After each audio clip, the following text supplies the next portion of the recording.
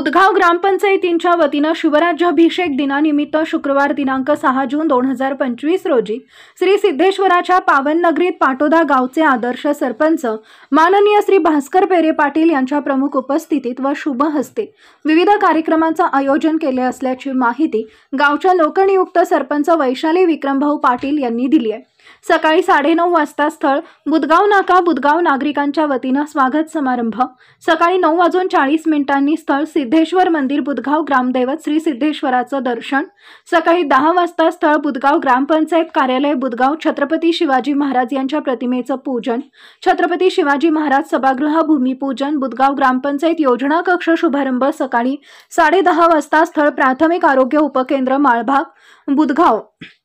माझी वसुंधरा अभियान 6 अंतर्गत वृक्ष लागवड अभियान शुभारंभ,